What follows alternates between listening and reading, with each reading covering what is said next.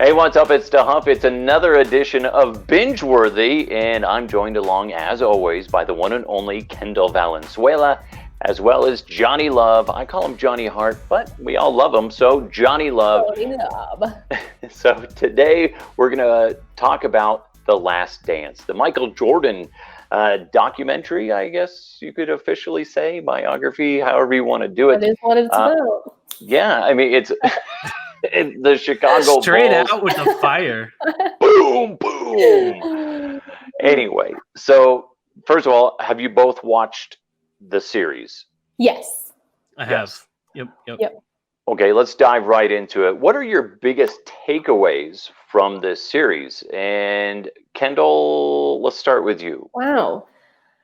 That's a hard question. I think my biggest takeaway in a piece that I read was how interesting it was for me that Michael Jordan was really famous like before, without social media. Mm-hmm. Like he was a big deal with just being himself, and he was a global phenomenon. And then he got the shoe deal and everything. So I thought it was really interesting to watch that no matter where he went, even at the very beginning, like fans just flocked to him and everything. But I just thought it was very interesting that he was able to do that without what all we have now, like with this and with Instagram and Facebook and all that stuff. So he was truly people's hero from just watching him on TV and watching him play games and hearing about him. Which is crazy when you think about that, because if you imagine him, what he would be like if social media would have existed back then. It would have been insane. Yeah. Insane. Yeah, and he would have just made a lot more money too. Well, he made a ton of money, but a lot of athletes now just, you can just tag people on your Instagram and stuff. So, and then you reach a ton of more people. So I just thought it was very interesting how many people he reached without really having what we have right now. Absolutely.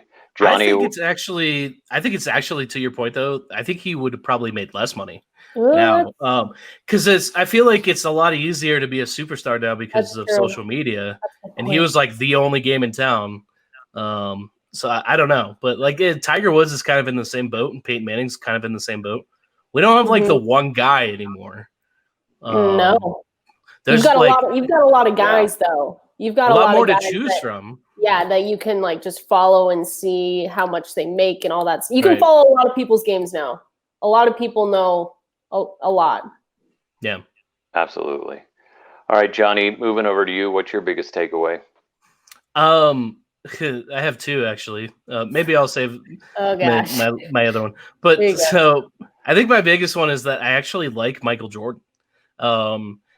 Growing up, like I don't really remember the first three-peat. Like the stuff I really remember is like 96, 97, 98. And like he was a hero then for me. And then once I started getting older, you start to hear the stories about him and how he's a jerk.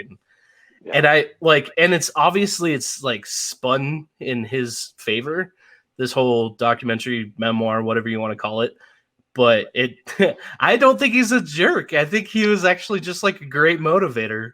Absolutely. It's funny because you stole my takeaway, because that's what I was going to say is I'm hearing a lot of people going, oh, he's the biggest jerk. Right. Listen, if you want to be number one at something, you're not out there to make friends.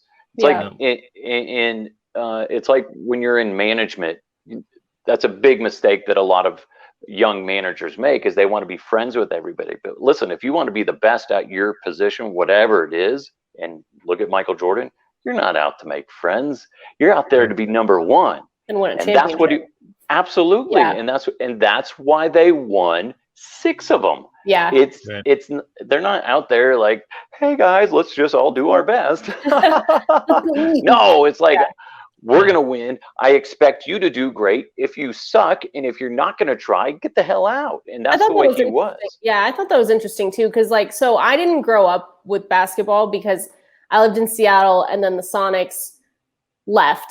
So I thought it was interesting for me watching it because it's your fault. Yeah, obviously. But I heard the same thing though. I heard like people were like, oh, I don't like Michael Jordan. And you kind of grew up hearing that. And I was still involved in basketball, but I wasn't like a diehard of any team after the Sonics left and I was young. But then watching this, I thought, you know what? He's, he wants to win and he will do anything it takes to win. So I never saw him at the end of it. Like sometimes he had those moments where you're like, okay, you're kind of rude.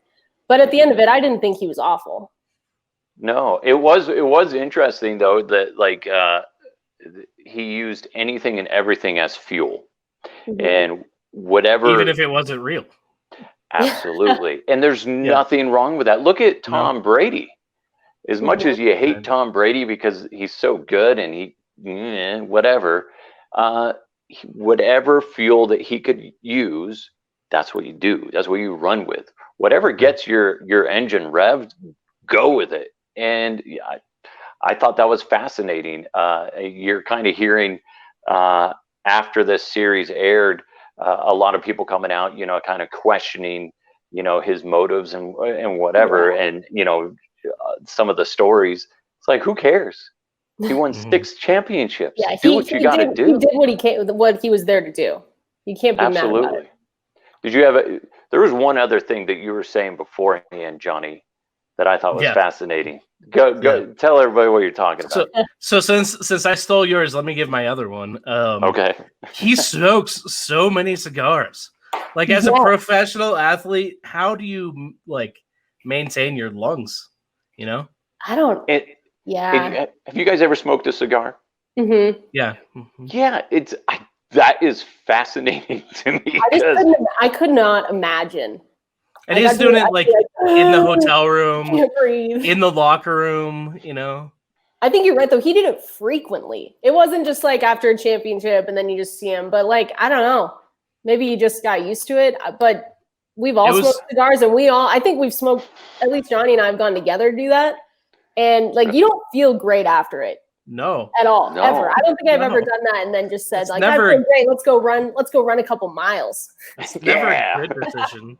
No. Well, Kendall, remember when we were in Miami, we got those free cigars. I just gave mine away to that cab driver because I was like, I don't want to. I didn't want to get. I don't want to pay for this Uber, but here's a cigar. There you go.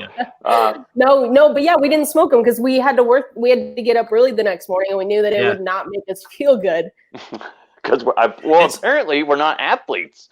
Well, we're not as cool as Michael Jordan, so that's probably why. Yeah. I get winded walking up the stairs. I'm not saying that I was never going to be like an athlete, it was crazy to me. He was so a perfectionist. It was almost like he and he did it in his daily routine. Yeah. Like they said, he played the piano before Game 7, and then he had the cigar or whatever. It's just crazy. That's a good point. I didn't notice that until you brought it up, and now I'm thinking back on it, and I was like, whoa. It was something that I'm watching it, and I was young. I was at the obviously we were. Kendall, were you even alive when this ended? So it was oh my God! I was born in 98, so I was 2. Okay, you were 2. Yeah. But okay, man. I was a teenager when they wrapped up their stuff. But it's crazy to think about is, one, just how dominant they were, and then who's next. Before I get ahead of myself, one, just how dominant they were. That's just fascinating. I love seeing the side stories, not just the Michael Jordan stuff. I'm watching, I think it was episode 9 when they're talking with Steve Kerr, who's now the head coach of the Warriors, and seeing the side stories and seeing what really bonded them. Earlier in the series, you see Steve Kerr talking about how him and MJ got into a fight, a basketball fight, which are kind of soft fights. But anyway, they got in a fight to show, that, I just like seeing those type of things. Yeah. And all the side stories, which were just fascinating because, so much attention was on Jordan, but you kind of forgot about the pieces all around. There's so many people I remember that were bagging on Scottie Pippen at the time because, he, was having back issues. He's soft. Yeah. Yeah. And you see the trainer talking about, he's like, he's one of the toughest, sons of bitches out there because, what he was dealing with. And he kept coming back in trying to finish the game. But so me personally, this is definitely something people, if you haven't watched it, you have to. It's just insanely good. What were you going to say, Johnny? I just think, to your point, it's the story is pretty well known, but it's like the tiny details that made it for me. Like you said, like the behind the scenes stories are like, he's talking about this security guard who looks like he has like a Kenny G perm. It's like Yeah. Yeah, I agree with you guys. I thought that's my favorite guy. Like Carmen Electra, you're like, oh yeah. Carmen. Yeah. She looks the exact same. Fantastic. Yeah. Yeah, no, she's perfect. That's fine. Yeah. I thought they brought in good people though, that it wasn't just like, oh, let's pump up Michael Jordan though. They brought enough people on that could, give differing points of view. Well, like Isaiah Thomas, Reggie Miller, Horace Grant, they all don't speak to him anymore. So I mean, they clearly didn't have not both sides. The wrong Isaiah Thomas. Right? Oh yeah, on Twitter. That was so funny. Isaiah Thomas, though, I mean, I don't know. He's gonna have a baby. Yeah. But Reggie Miller, though, like I'm watching it, like he still has mad respect for Jordan, and like he didn't really, wasn't seem like that he's too bent on it, on the whole, on Jordan and all that stuff. But kind of watching all this, what would you, Johnny, we'll start with you, then we'll finish up with Kendall, is the next series. If you could see a documentary of a franchise, what do you think the next one should be? I'm sure that ESPN has some in the bank, but if it was up to you, you're the man in charge. What would you decide to go with? Because I have mine. Go ahead. Question. There's so many good ones. I don't. Hopefully, I'm not taking yours, and if I do, then I'll. I have a feeling you are. I know. It's got to be like the 1998 Broncos. Is it? Yes, because it's a perfect storyline. Yeah, you take the lead, DeHuff. Well, because you.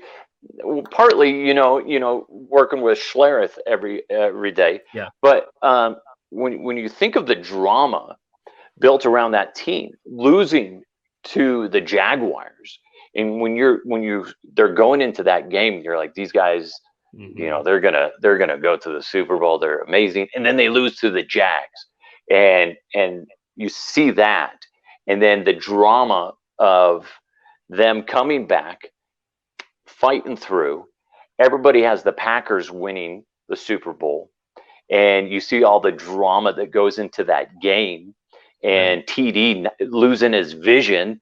I mean, what the hell? And they put one of the greats out there and be like, dude, you're just going to be a decoy on this. Like, what the hell? And then they score. Elway gets his first, championship, and then they come back and do it back to back. And it's just insane. Then you add in all the personalities.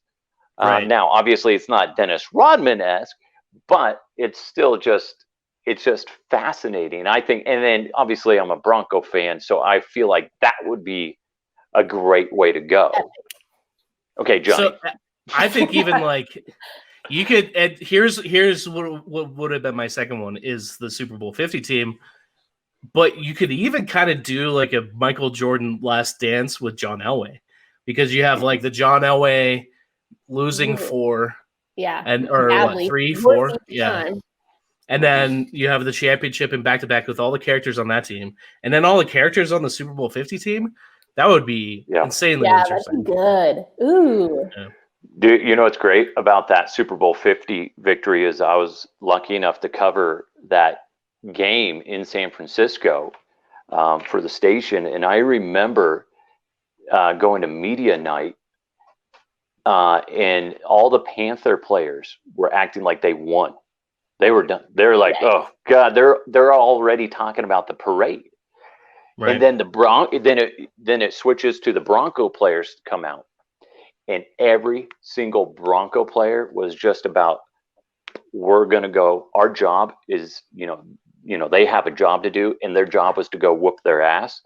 And I remember going, I called in to Sandy, and I'm like, oh my God, like the Broncos are gonna, they're gonna win. Wow. And because it was just the mentality was just so drastically different. And sure enough, the Broncos go into that and they end up winning. The whole media that whole week, everybody's saying how the Broncos are going to lose, and the walking around Radio Row, all the Carolina people walking around and be like, yeah, you guys, you're adorable, you're here, but this is ours. Cam Newton's going to win and just stomp y'all, and then boom, Broncos win. Boom. So Broncos essentially ended Cam Newton's career that day. Well, yeah. He was never in after that. Yeah. He literally ended his career. Yeah. Kendall, what about it? Yeah. No, yeah, I don't know. You guys just kind of sold me on this whole Broncos one. I love any kind of documentaries. The guy that directed the Michael Jordan stuff was the same guy who does all the 30 for 30s. Mm-hmm. So that's why it was so well done. But I like anything. I like kind of weirder ones though. Like I love learning about like people that climb Mount Everest. Like I think those guys are crazy. There's an awesome 30 for 30 about deep divers that just like dive competitively, and they die. A lot of them die, but they do that. So I don't know. I like any kind of different. You like the ones where all the people die? I don't. But I think it's just things that whenever you say it's like, oh, you would never climb Mount Everest, and then there are people that actually just go and do it. Except now it's more commercialized. Or like Solo. Have you guys ever saw Solo? The guy that free climbed? No. Yeah. No. Yeah. No. Yeah. Free Solo. The one at El Capitan. Yeah. So good. So I don't know. I think anyone that does any of those crazy things that we would never think to do, I think it's always really cool. I think you could do a Peyton Manning one too, if you think about it. Well, there was a crazy interview the other day where this guy was, I don't remember who it was, but he was going through the steps that Peyton took to get here, and Stokely has told people like he would sneak him into his house so people didn't know he was in Denver, and then like Pete Carroll flew to Denver to try and like take Peyton to the Seahawks, and Peyton wouldn't even meet with him. Like I feel like there's so many stories underneath that with Peyton Manning, like he was just so meticulous in how he was going to treat that there's like so many stories that I feel like so many people like, because I didn't know Pete Carroll flew to Denver. I did not know. And this interview came out this week that Pete Carroll flew to Denver to try and talk to Peyton, and he just wouldn't even meet with him. Wow. And he flew back to Seattle. And throw in the whole idea that he could even throw a ball for a while. Yeah. That's just insane. And then when you see when he finally was playing for the Broncos and what they did as an offense, setting aside his final season and a half, it was just amazing, jaw-dropping. And then so you throw in that. I mean, that's just, he goes from, being a Super Bowl champion and then all that stuff, one of the greatest ever, then gets injured and then doesn't know if he's ever going to be able to throw. And who else knows what other kind of drama he was told by the doctors and all that stuff. And then he goes from that. What's that? Andrew Luck's supposed to be the heir apparent. And, Yeah. And then he comes back and rebuilds himself. And then he comes back, goes to 2 Super Bowls, should have been 3, but we don't need to get into the Ravens Raheem Moore situation. But, it just, to me, actually, the more I think about it, I wouldn't mind seeing a Peyton Manning one. I'm sure we will. I mean, if there's anyone you can put money on, like with them doing Peyton's places and stuff, like he has such a good story. There's no way in the next few years we don't see one. Absolutely. And I would imagine Stokely would be a huge part of that. Oh, probably. And then probably us in the basement. Yeah. I got to shave if we're gonna do that. I know, God. Guys, this has been great. It's been another binge-worthy. Go check out The Last Dance if you haven't done it already. Now you can binge it. Now you can binge it. Binge it. ESPN Plus? It's on Netflix, Xfinity. Oh, really? And on Xfinity, Anyway, there's a lot. Go check it out if you haven't. And then when the ESPN decides to do one on Peyton Manning or the Broncos, you can thank us because we're the ones that came up with the idea. All right, there you go. That's been another edition of Binge-Worthy. Johnny Love, Kendall Valenzuela. Thank you guys so much. We'll talk to you guys next time.